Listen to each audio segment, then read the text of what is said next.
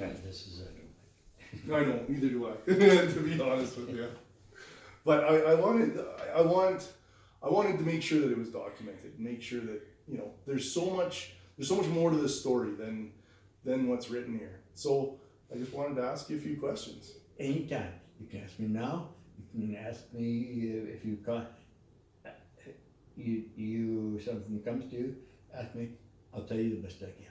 Perfect. Well, let's start from the beginning. Why not? What's your earliest memories? Tell me, even before that. My earliest memory is my only memory I have when I was still in Germany. Only one of my grandmother, Maria, my grandmother Schmidt. Yeah.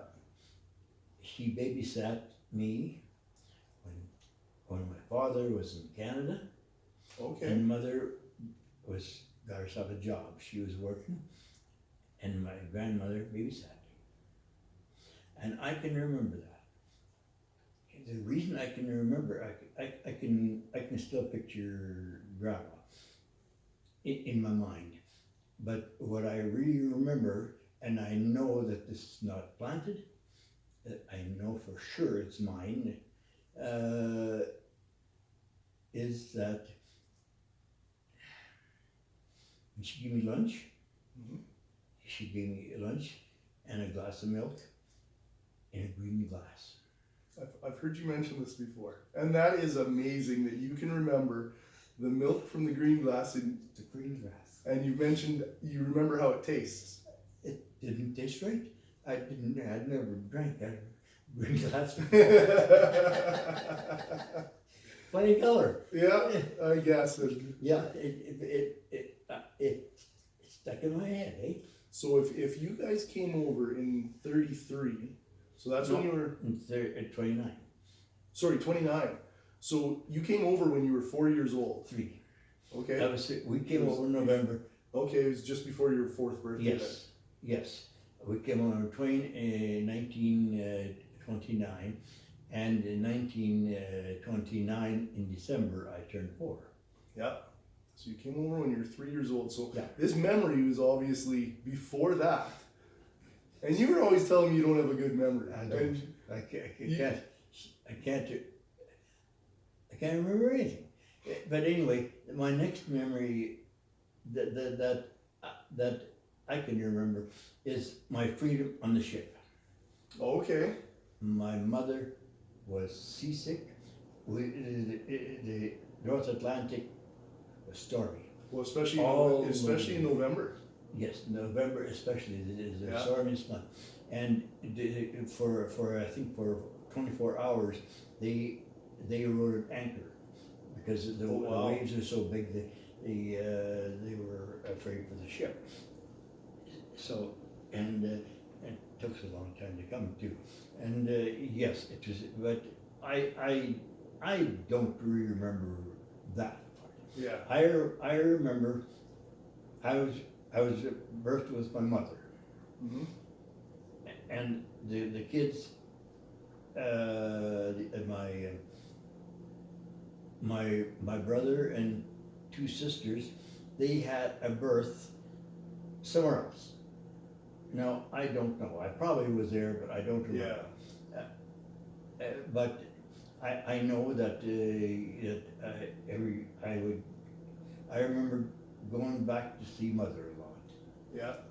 And I was just a 3-year-old kid running around, and so I was having a good time. Yeah, you had freedom. I had freedom, and people were obviously giving me things, and I took food home to mother. Well, I'm sure they brought meals to her too. Yeah. But I can remember taking like apples and oranges to her. Yeah. And I can remember that. How old were your siblings at that time? Well, my oldest sister, Ida. Mm-hmm. You probably haven't even heard of her. Well, I've heard of her. I've never met her. She was 15 years old. Okay. She was 15 years old. My brother Bill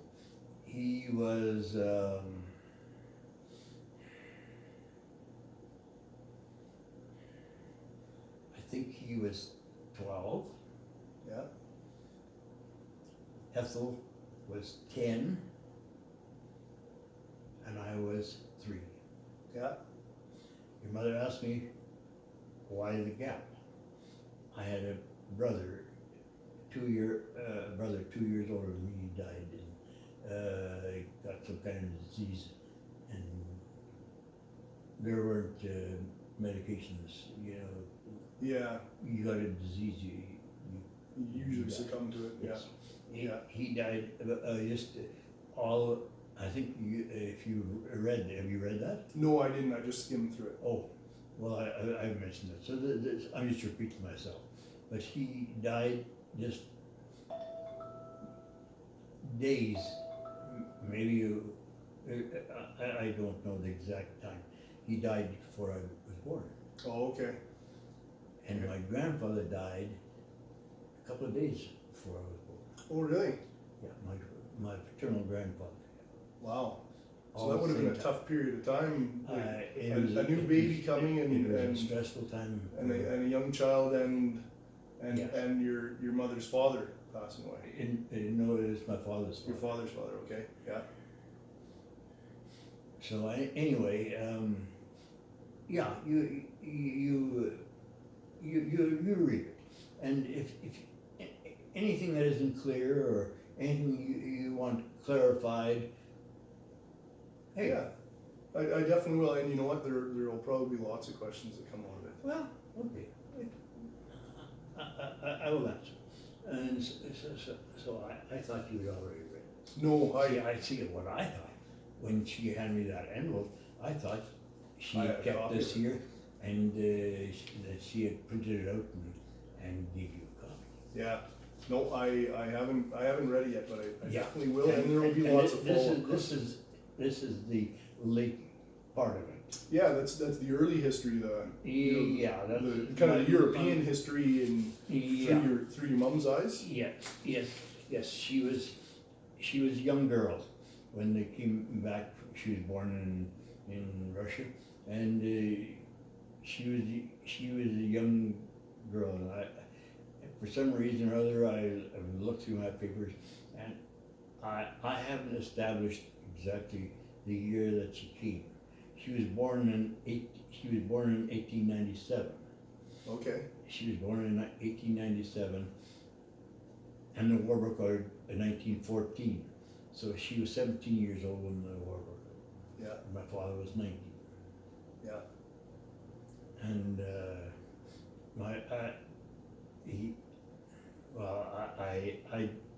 I had done a separate thing on my father several years ago when I lived at the other place and had a computer, and I was able to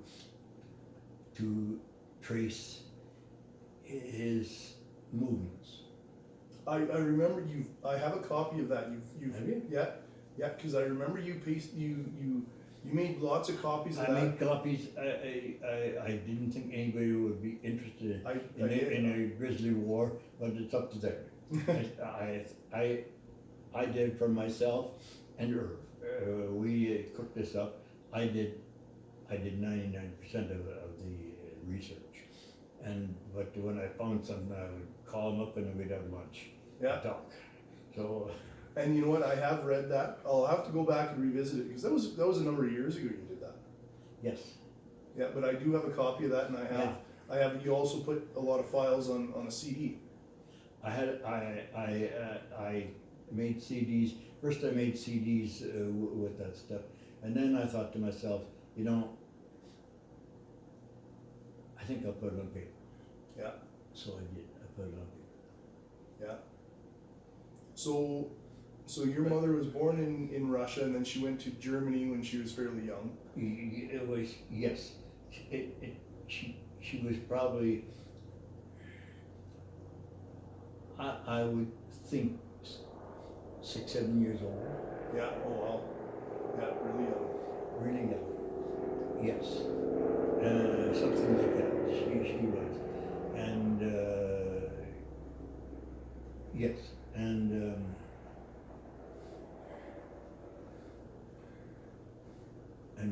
father, of course, is 2 years older than my mother. He and he had joined the army without his father's knowledge and permission. Okay. This is during peacetime. Yeah. He signed up for 2 years or whatever it was, and he had just got through with his training period, the spring of 1914. I think the war broke out in August or something like that. And of course, he was a trained soldier, and he was in there all the way. Oh wow. 4 years. Anyway, but that's something else. But this is me. Yeah, but no, I'm interested in that as well. And so was Ida born at that time when? Well, there's a story there. Because there's a blue pitcher there with a water and a straw. Would you Yep. get it? Absolutely. My mouth is dry. Don't let me keep you. You know, this can continue some other time too. You know what? I've got time, so Okay. maybe just close this door too.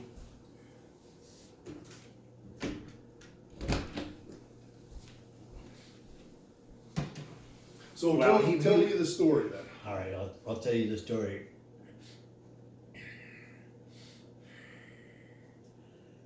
Well, the war broke out.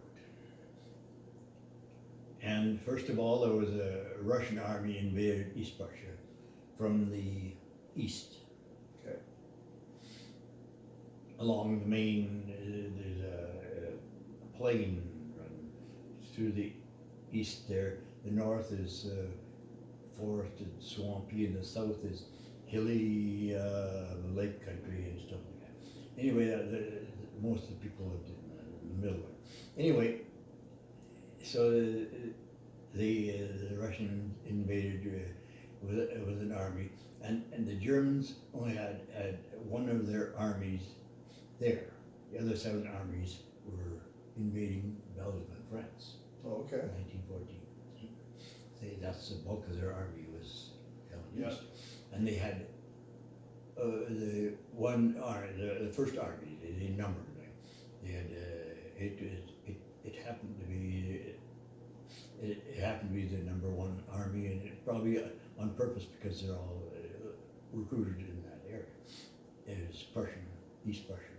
Anyway, so when the war broke out, he got a call right away. Yeah. And he was into his regiment, and in a few days they were headed towards the frontier there, and they were he was only, his division was gone. They weren't fully mustered to the whole army. Mm-hmm. Anyway, they were. I mean, I wasn't in charge, but anyway, first he was in the 1st Division, 1st Corps, 1st Army. Oh, really? When the war started. Afterwards, he changed units. Yeah. But he was so that's how I was able to follow. I always knew, and I'll tell you why. I always knew what units he was in. I could find those units on the internet. Interesting. Yeah. Really? And I did. And so anyway, what happened, and to make a long story short, they fought a sort of a slow down the Russian thing there, and they had some kind of a battle just a bit east of the Sheeman farm. And I'm going to ask you to, you probably are pretty good with Google Earth. Yeah. I'll write down the name. You Google that, and you will find where the Sheeman farm was and where they lived. You even know that Yes, I had a picture of it, and I can't find it, of the satellite map. Really? Yeah. I will find it for you. Yeah, I will write it down for you. The name of the village that they had.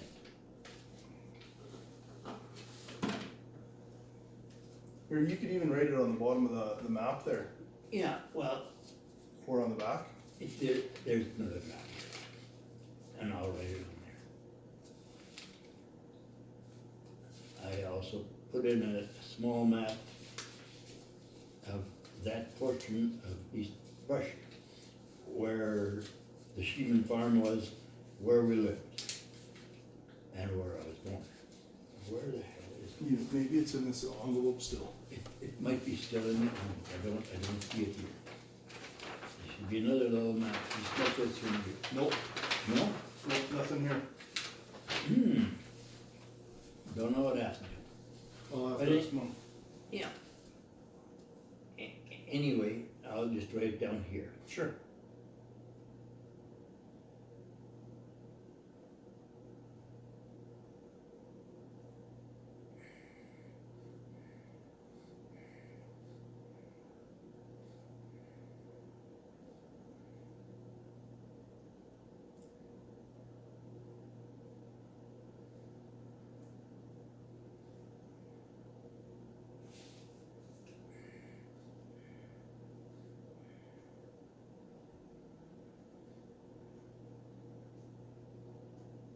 There is no more East Brush now, you know that. Yeah. Yeah, so, but I saw it, I had a copy of it. You look for Kleinbeitchen, East Brush. And so that would be part of Russia now? It's part of Russia. They call it the Kaliningrad Oblast. Okay. No, Kaliningrad Oblast. It's just the northern portion of East Prussia, the southern portion of East Prussia is Polish now. But anyway, it will give you a map. I'll definitely, you know what, I'll bring a copy of that map next time, and I'll print off a copy of it, and yeah, and we can talk a Yeah. little bit more about Okay. Well, what were we talking about? Oh, about that. Yeah, you're about how they got married there yeah, in a hurry. Anyway, Dad was in, like I said, in that first corps, and they had this here battle. They slowed the Russians down at a river, and yeah, and then they had fortifications, and they figured they could hold them, but what would happen? What happened was a second Russian army invaded from the south, oh, okay, trying to cut them off. yeah, To go to the Baltic and cut off the first army. So when the officer commanding general out of there, he what they did, they started. He got fired. He issued orders to retreat, and that was not good for morale. So they fired him and sent another general in to take his place. You probably heard his name. His name is Hindenburg. yeah, I've heard that name. Yeah. So he was replaced, and he was brilliant. And what he did, he sort of fooled the Russians that they had a fair amount of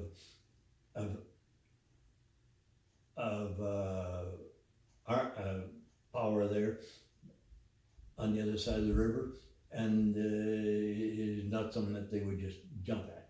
So he withdrew he withdrew that army and just left a division of cavalry, which made a lot of noise and were seemingly, and they transferred that army to the south, and there they defeated the second Russian army. They Really? annihilated it, actually. Really? You can look it up, the Battle of Tannenberg. It's a historic battle because it in military schools they talk about it, the tactics.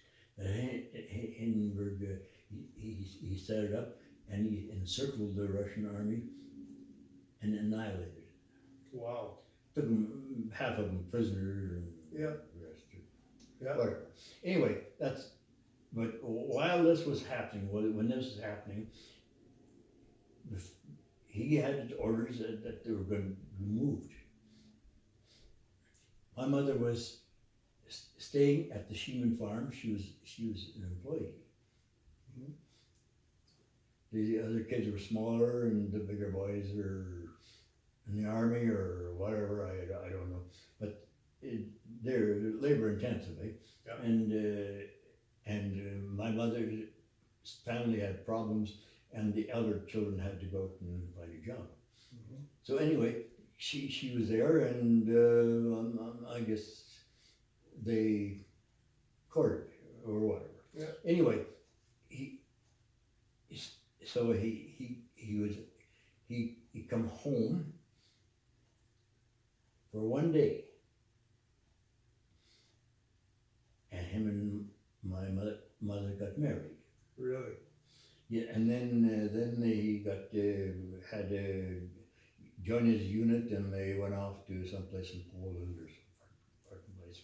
Anyway, so they got married in September of 1914 in cannons going off all over the place. Really? Wow. Yes. The mother said you could hear the rumble of the cannons You got married in the middle of a war. in the middle of a war. Huh. And that's something to marry a soldier in the middle of the war as he's being deployed. But there's a reason behind it. This is strictly a human reason. He got a soldier's pay, but if he was married, it would be more. Ah. Yeah. So they got married. Yeah. So he got a married allowance, and that's why it happened in the middle of the war, and their honeymoon was one day. Yeah. That's very interesting. Well, yeah, in itself, yes. Absolutely. And so did he serve under General? Well, Hindenburg got promoted. He handled that brilliantly, and then the high command in Berlin there, the Kaiser and his boys there, they got a little panicky. Mm-hmm. So, and this may have, some people think it might have been in the outcome of the war. Anyway, 2 infantry and 1 cavalry corps. Corps is 2 divisions. Okay. And so corps would be probably somewhere around 50,000 men. So they detached these 3 corps from the invading armies in Belgium or France. I don't know where. And I used to have all names, and I probably have them in that other manuscript. But anyway, when those reinforcements come, Hindenburg tried to destroy the other Russian army, Mm-hmm. and he almost did. Really? Almost did. He sent fencers around there, and my mother said that like the Russians had occupied it where the farm was. Yeah. And there's all kinds of stories about that. And anyway, she mentioned that one morning there was no Russians around. Everybody was gone. They withdrew. They were probably fearful of getting They thought the end was coming. encircled. Yes, enveloped there, and so they cleared the Russians out of East Prussia for a while, and then but the German manpower was limited. They withdrew units from here to there, and they over there, and so he got moved. Yeah. And that's when that happened. Hindenburg he did that brilliant battle and other things, and he was promoted to field marshal, and pretty soon he was chief of staff. He was a head general. Yeah, and And he he was moving up the ranks. ended up being president of Germany after the war. Oh, really? Yes, and that airship was named after him. Yeah, and that's the reason I'm familiar with the name. Yeah, Is just yeah, you'd heard the name. Yeah, Hindenburg. Yeah. Anyway, such is. And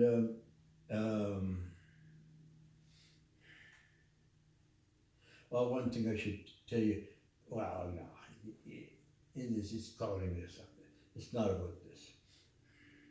no, don't hold anything back. What are you thinking? Well, I'm just thinking. See, I kept mother's fast. Mm-hmm. Irv has my father's military, what they call passport, Okay. pay book, and they carried with him at all times. His units are all in there. Everything. Really? Every place he was, every battle he was in, it's in there. But we couldn't read it. It's in German script to start with, Okay. and there's probably abbreviations. Oh. One thing and another. And so Irv is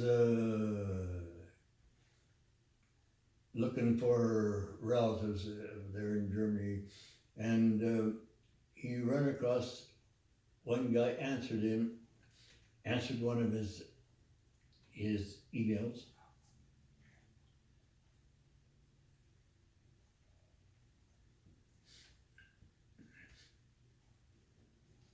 And he was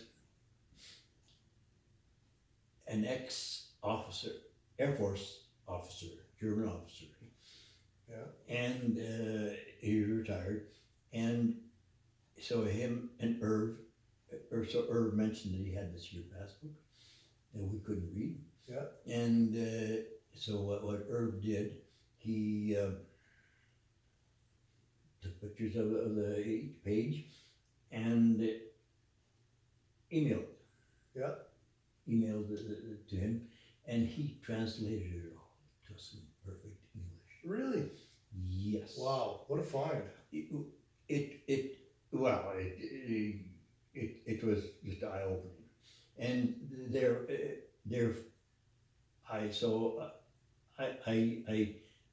I know where he was at all times during the war. That's really neat.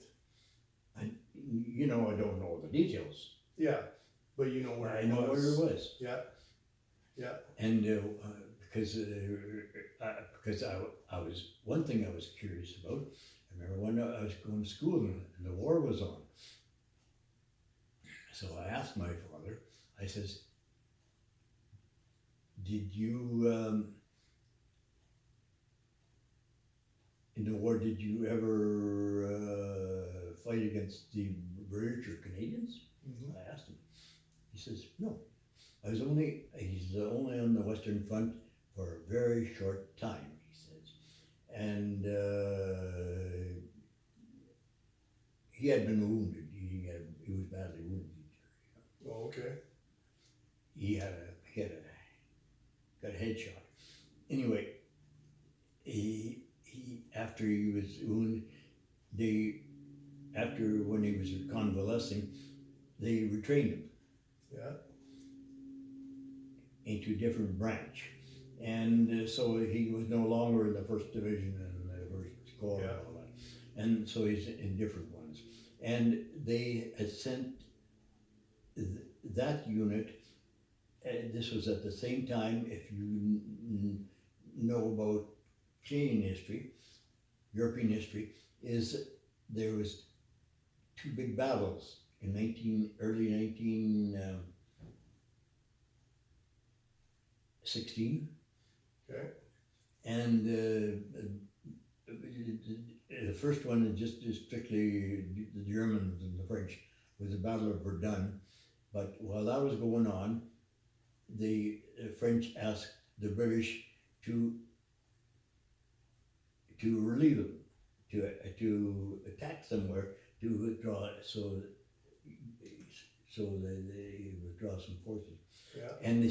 And you heard of the Battle of the Somme? Yeah. Okay, when the Battle of the Somme was on, my father was in France, Okay.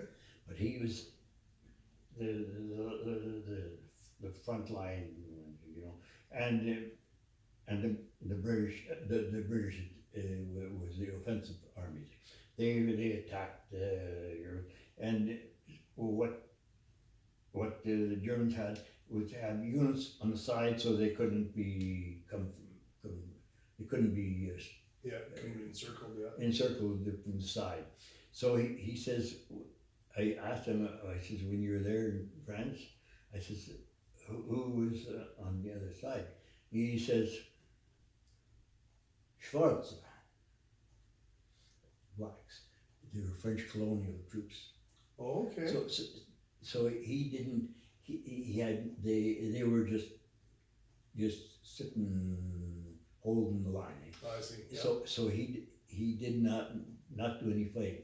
After the Battle of the Somme was just about over, when it was over, then the Germans did what the Germans always did. They took a bunch of soldiers from the west and sent them east because they had problems east elsewhere. And he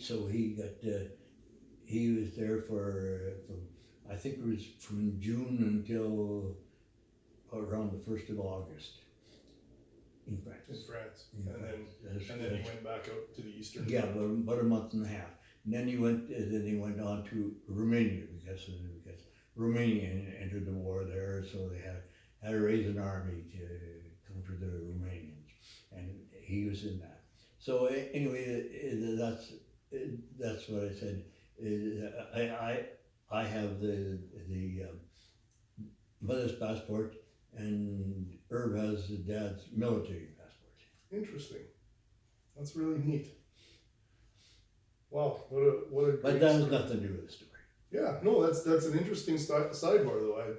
Well, I mean, you think it's all relevant. Things happen. Yeah. Things are happening all over. Anyway, you read this first. I will. So I remember the other little maps there. I had two little maps. You probably didn't even read